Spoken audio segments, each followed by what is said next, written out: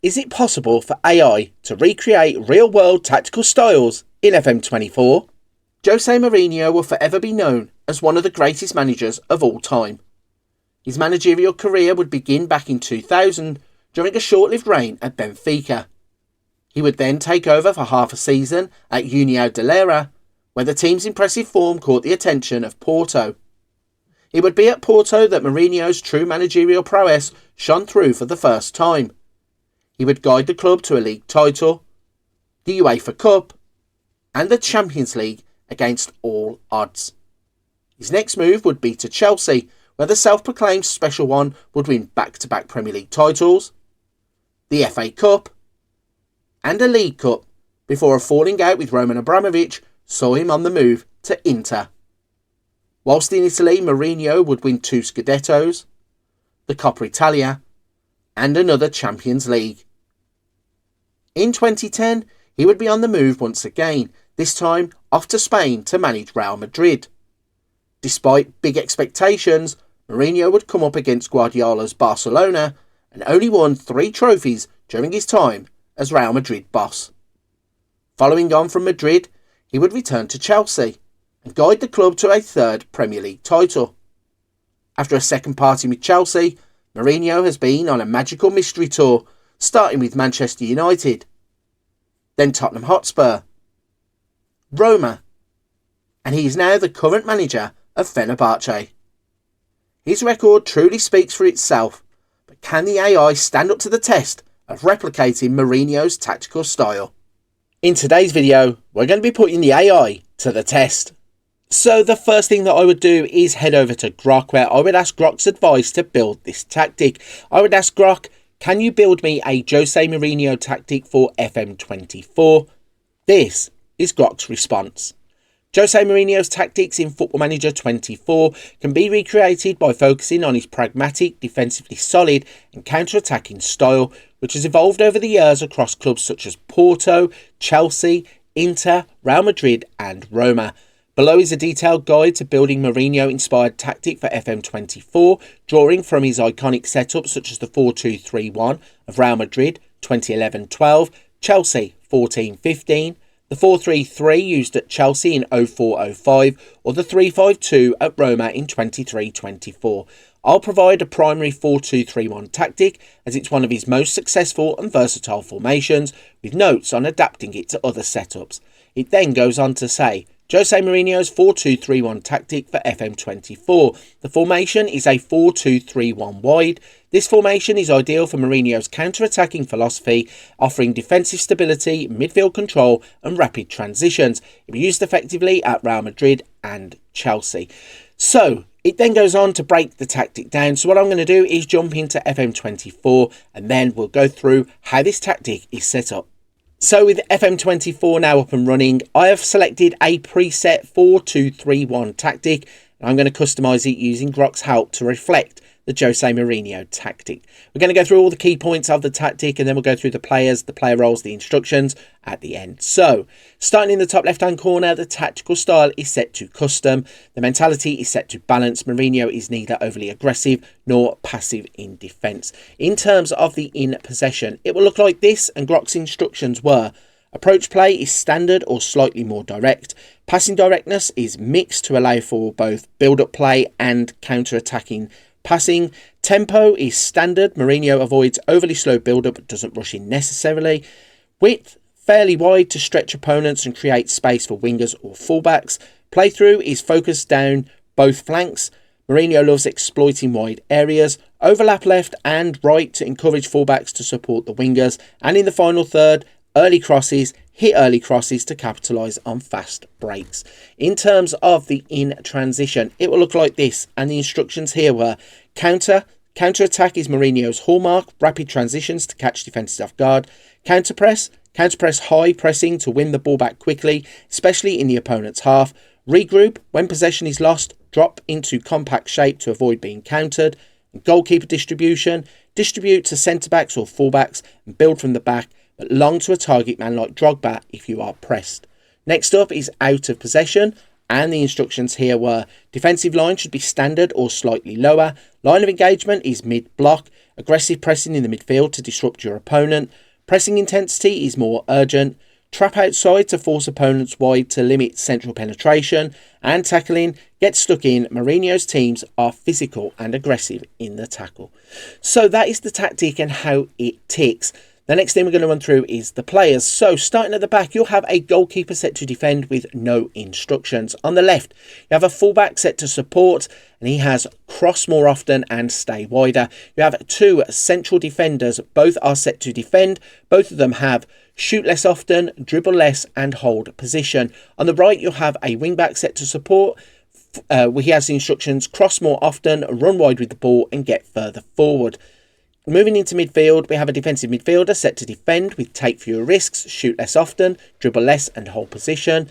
And then a central midfielder set to support with take more risks, get further forward. On the left, you'll have an inside forward set to an attack. This is also mirrored on the right. They're both set up with dribble more, cut inside with the ball, take more risks, cross less often, and get further forward. You will have an advanced playmaker set to support with roam from position, move into the channels, shoot less often, and take more risks. And finally, at the top of the pitch, you'll have a deep lying forward set to support with shoot less often, hold up the ball, take more risks, move into channels. So that's the tactic, that's the makeup of it, and the players, the player roles, and the instructions.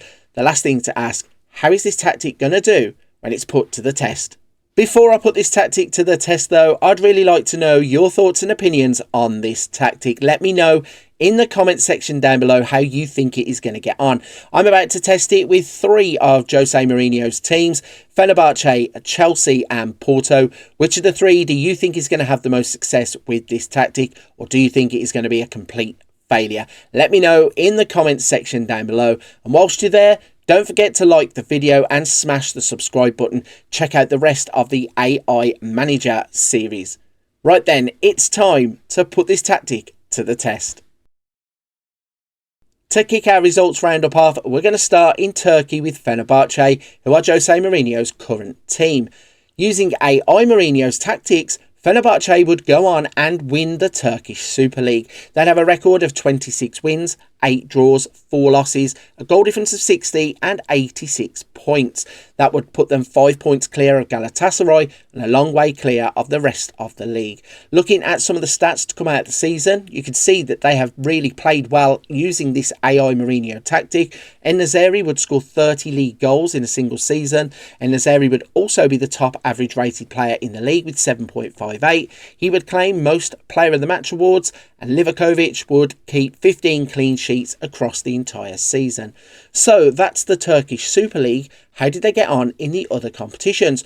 Well, they would play in the Champions League. Now, in real life, they did qualify for the Champions League, but we knocked out in the qualifying phase. But using this tactic, we would get them into the competition proper, where they would go to the round of 16 and get knocked out by Barcelona. In the other two domestic cups, the Ziraat Turkey Kupası, they would get to the final where they would lose. And in the TFF Super Cuppa, they would also lose in the final there. So they would win the league and have 2 runners-up places in the domestic cups, meaning this tactic has worked really well for them, only falling short in those 2 domestic cups. Looking at the data hub to see the numbers across the season. So from the general performance tab, we can see they had 2.42 goals per game, conceded 0.84 goals per game, shots per game of 15.87, and pass completion ratio was 87.05. So looking at the squad finally to see who has contributed across the season, no surprises to see En-Nesyri at the very top. He would score 46 goals in all competitions and have 4 assists.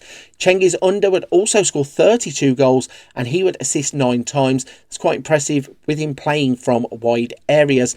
Tadic would have 18 goals and 14 assists. Dzeko 11 goals and 2 assists. You'd then have Szymanski on 6 goals and 10 assists. And further down you would also have Asai Samuel getting 11 assists. And you would have Osterwald getting 9 assists too. So it's clear and obvious that the deep line forward is the player who is going to influence the team the most. But the wide players are also getting involved, with Cengiz Under here, for example, getting involved in the goals. I think this tactic has done really, really well for Fenerbahce. Next up, we have moved over to Portugal, where we're checking on the progress of Porto. And once again, we can see using AI Mourinho's tactics, Porto would go on to win Liga Portugal. They would have a record of 26 wins, 6 draws, 2 losses, 78 goal difference and 84 points that would help them win the league by just 2 points from Sporting. Look at some of the stats that have come out across that season. Galeno would lead the way with 27 goals. Namaso would get 19. Galeno would get 7.76 average rating and Namaso 7.33. In terms of the assists, it's Pepe with 11, Omarodian with 10. And in the Player of the Match awards, Galeno would lead the way with 9. Diogo Costa would get 19 clean sheets across the season. So that's how they performed in the Portuguese league. How would they get on in the other competitions? So they had a very busy season, but they had a very successful season. So they would go and win the Portuguese league, but not just that, they would win the Europa League. They would beat Newcastle 4-0 in the final to lift the Europa League. They would also win the Taça de Portugal placard.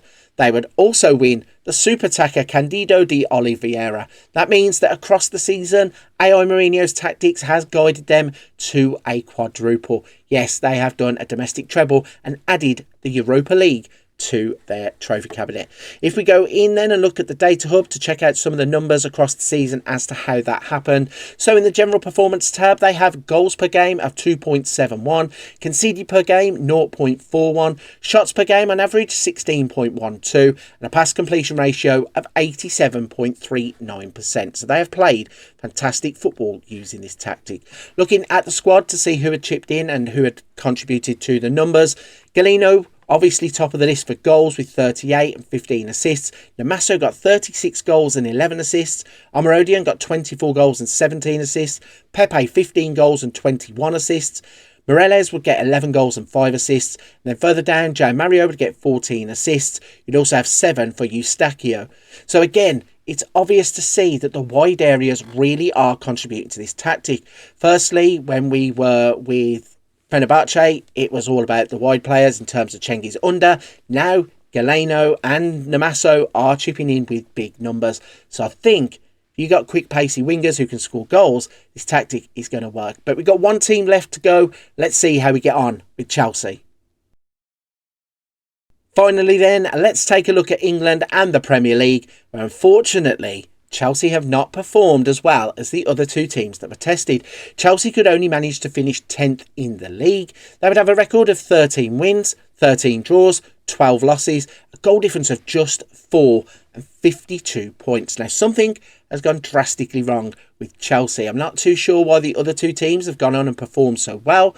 Maybe it's just a current standing of where Chelsea are, or maybe they're a bit underrated by the game. But once again, looking at the stats across the season, they don't feature anywhere other than clean sheets, where Dordi Petrovic, he would get 14 clean sheets, and that there is a hint that Chelsea's defending was being put to the test more often than not. Looking at the other competitions to see how they did, well, it was a mixed bag there too. So in the Europa League, they would get knocked out in the quarterfinals by Sevilla. In the FA Cup, they would get all the way to the final, where they would finish as runners-up. And in the Carabao Cup, they'd be knocked out in the 4th round by Coventry City. So that means Chelsea have done well in the cup competitions, certainly Europa League and FA Cup, not so well in the Carabao Cup, and their Premier League performance has been really, really disappointing.